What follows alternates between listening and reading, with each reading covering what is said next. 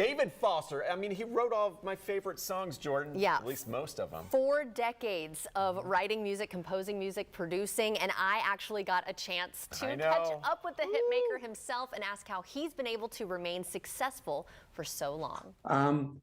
You know, I think I've tried to stay semi-relevant. I can't say relevant because I'm not writing hits for Justin Bieber or The Weeknd or Drake, but I do know them, and they have a sort of a respect for what I do and what I've done.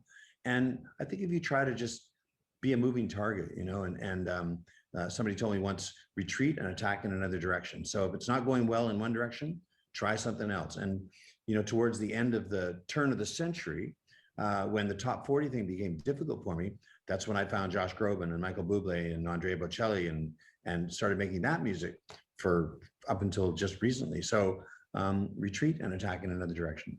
And since you've worked with so many stars, I mean, have there been any hits or celebrities you've worked with that have just surprised you the most? Just how wonderful the song did, or how wonderful a celebrity was to work with? Well, strangely, the person that held the record for being the most fun for me to work with was somebody that you wouldn't think that I would get along with or would even want me, and that's Alice Cooper. We had such a great time. Yeah, he was amazing because I'll tell you why. He was so dichotomous.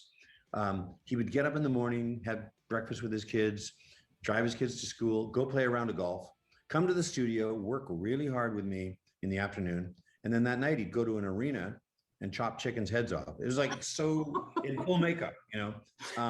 But then his record was broken by my friend Seal.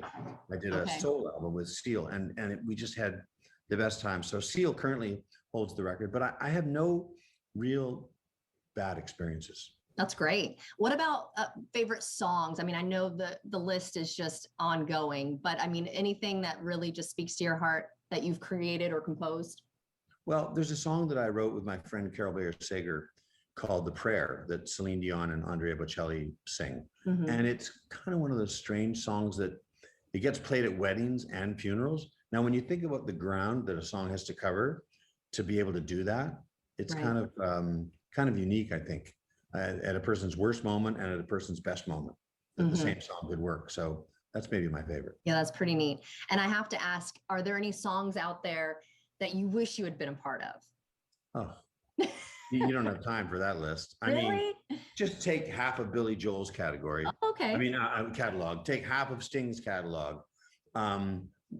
You know, Rihanna's, a couple of her ballads are amazing. Yeah. Adele, I mean, she keeps banging it and hitting it out of the park. Yeah, there's songs that I hear today, like the Adele single, that I can go, man, you know, it's very piano driven. It's possible I could have maybe written that, you know? Yeah. So yeah, there's plenty of songs out there. And your wife, Catherine McPhee, is going to make an appearance as well. So she's on the road with you. And I think you and I were speaking before. You said your baby is also on the road. Can you talk about that? Baby's on the road. And Catherine, you know, she's not listed as being on the bill, but she's with me. And thankfully with the baby. So it's been so much fun for us.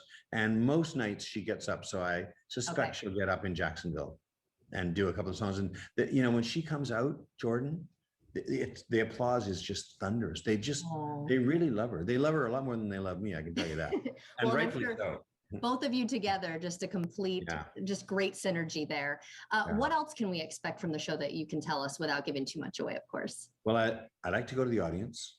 Like I was talking to your producer earlier. So I'd love to get up, you know, somebody to sing. So if you are a singer, or if you're even not a singer, throw your hand up, but you got to be loud. You got to go me, because it's hard to hear from stage. You get 30 seconds to wow me and the crowd. So I'll go to 2 or 3 people probably, and it's fun. And the crowd loves it, and usually that person gets a bigger applause than I get all night. That's the way it works. Of course, right?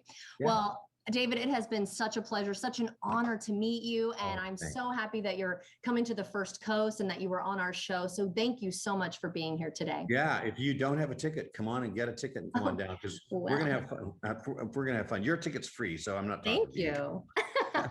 All right, everyone. All right. It's an intimate evening with David Foster. Again, you can get tickets at fscjartistseries.org. And this is December 21st at 7:30 Times Union Center. Thank you again, and happy holidays, David. You too, Jordan, and everybody there. Thanks. Thank you. And if you'd like to see this segment again, just head on over to firstcoastliving.net.